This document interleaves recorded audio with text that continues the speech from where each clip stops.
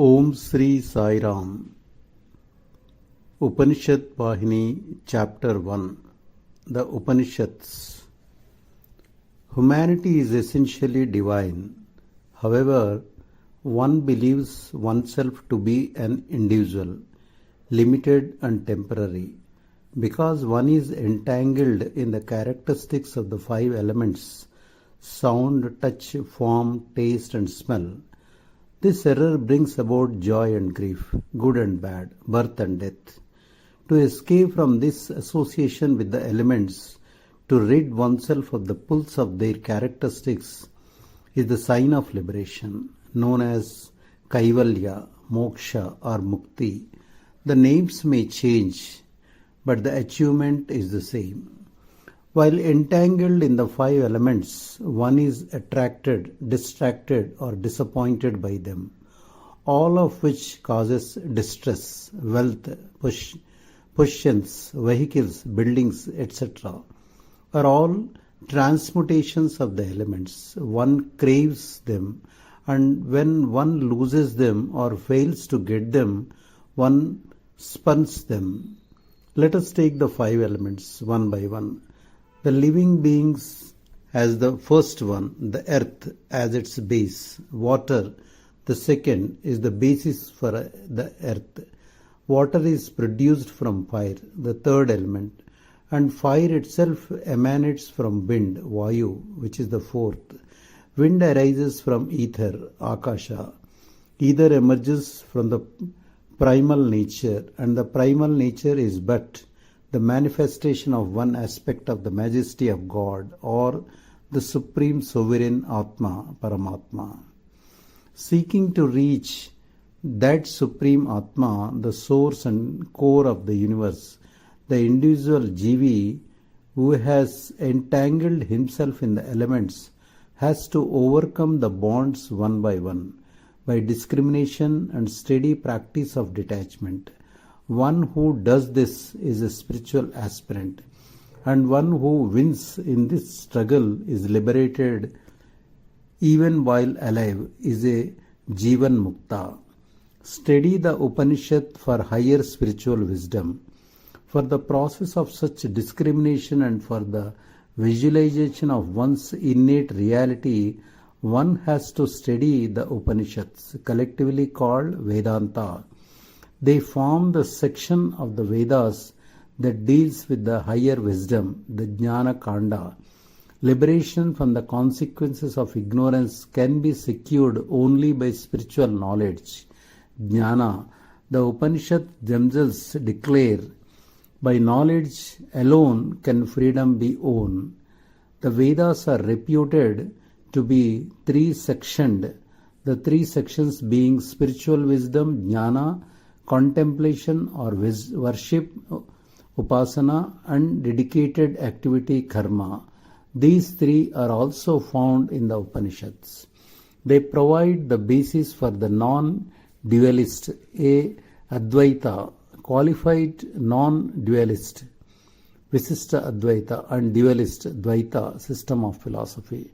The word Upanishad denotes the study and practice of the innate truth, Brahma Vidya, denotes the supremacy of spiritual contemplation, and Yoga Shastra denotes the mental churning that brings success. What is the fundamental activity that is required? What is the basic thing to be known? It is just one's real reality. The Upanishads describe the various stages and modes of this search.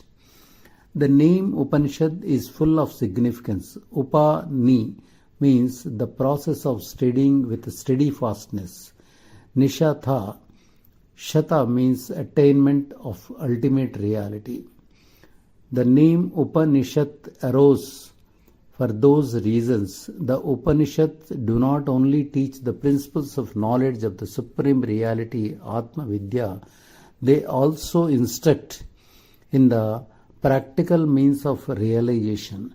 They point out not only the duties and obligations one has to bear, but also tell us the acts to be done and those to be avoided. Why? The Gita is but the essence of the Upanishad. Isn't it Arjuna acquired by the lessons of the Gita the fruits of listening to the Upanishad? The statement that thou art tat tvam asi is found in the Upanishad. In the Gita, Krishna says to Arjuna, I am Arjuna among the Pandavas. That is to say, I and you are the same.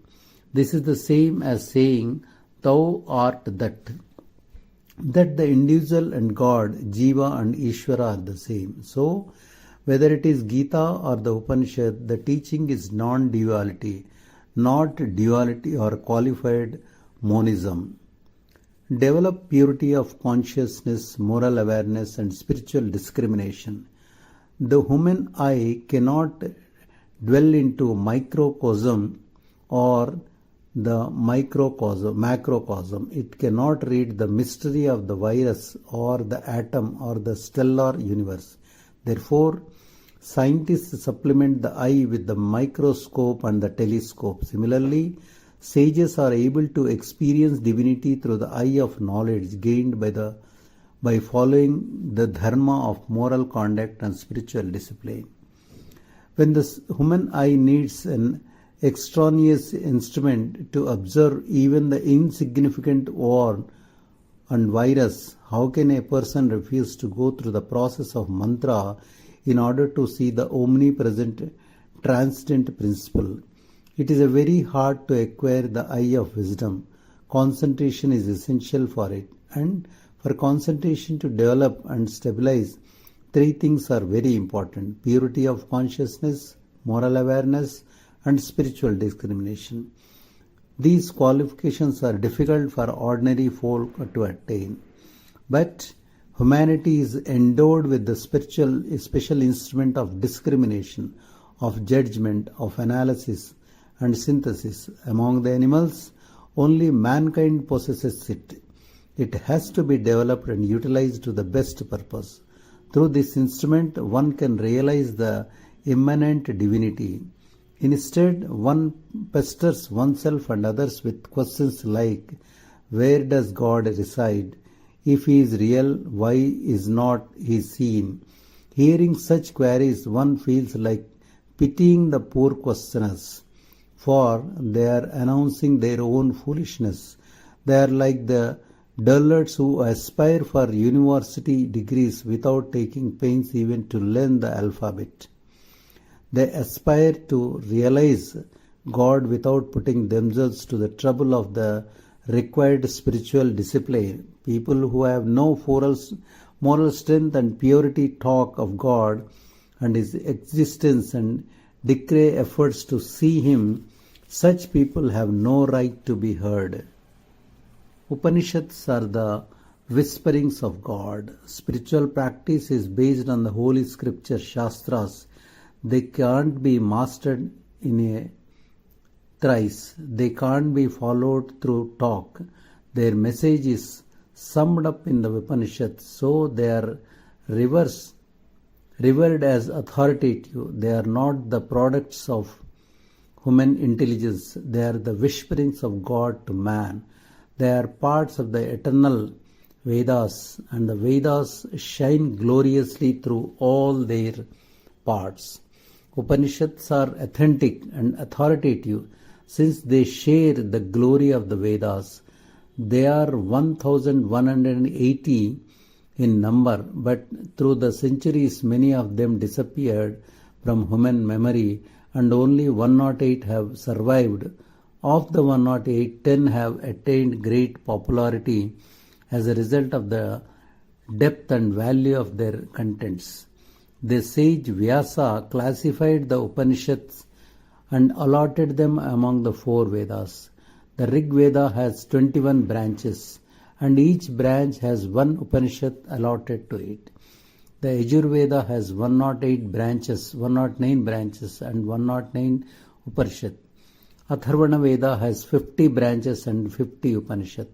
The Sama Veda has 1,000 and 1,000. Thus, Vyasa assigned the 1180 Upanishads to the 4 Vedas. Shankaracharya raised the status of 10 of the Upanishads by selecting them for writing his commentaries. So they became specially important. Humanity stands to gain or fall by these 10. All who seek human welfare and progress are now apprehending whether even these 10 will be forgotten, because neglecting them will usher in moral and spiritual disaster. However, there is no reason for such fears. The Vedas can never be harmed. Pandits and those with faith should resolve to present at least these 10 Upanishads before humanity. They are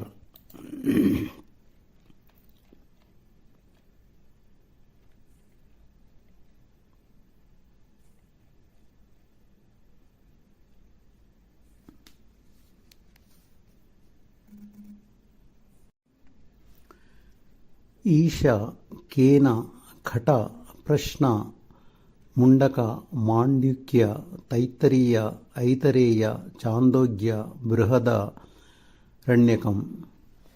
remaining 98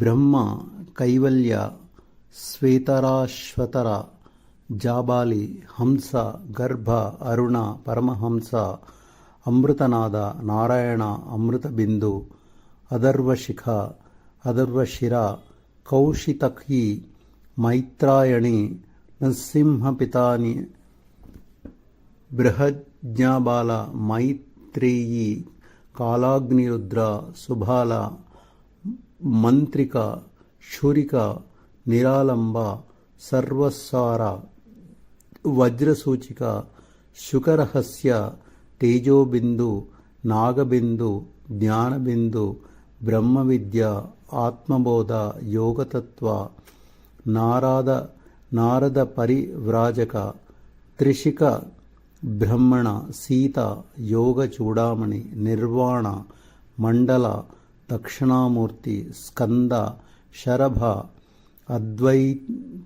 అద్వైతారక Mahanarayana Saubhagyalakshmi Saraswati రహస్య ముక్తిక బర్హుచ్య రామతాపిని రామరహస్య ముద్గల వాసుదేవ పైంగల శాండిల్య మహా భిక్షుక శారీరక యోగశిఖ సంన్యాస తురీయతీత పరమహంస పరివ్రాజక అవ్యక్త అక్షమాలిక అన్నపూర్ణ ఏకాక్షర అక్షి అధ్యాత్మ సూర్య కుండిక ఆత్మ సావిత్రి పరబ్రహ్మ పాశుపత త్రిపురతాపాని తాపీన అవధూత త్రిపుర దేవి భావన కట రుద్ర యోగకుండలి రుద్ర హృదయ రుద్రాక్ష భస్మదర్శన Ganapati తారసార మహావాక్య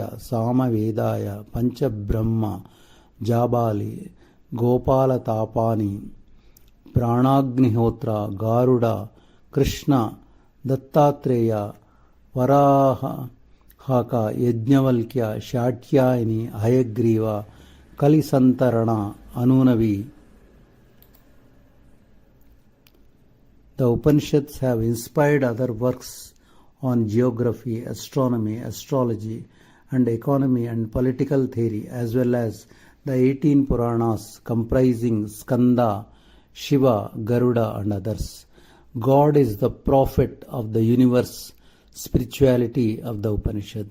The Vedas and the Upanishads are the very foundation of the eternal religion, Sanatana Dharma. This religion has no one founder as do others. The invisible unknown founder is God, the source of all wisdom. He is the prophet of this eternal universal religion. His grace and inspiration manifested through pure sages, and they became the spokespersons of this dharma. When the moral purity of men degenerates, God takes form as grace and inspiration in sages and teachers. Through the Upanishad, he has also spoken the wisdom concerning the supreme reality. Jai Sai Ram.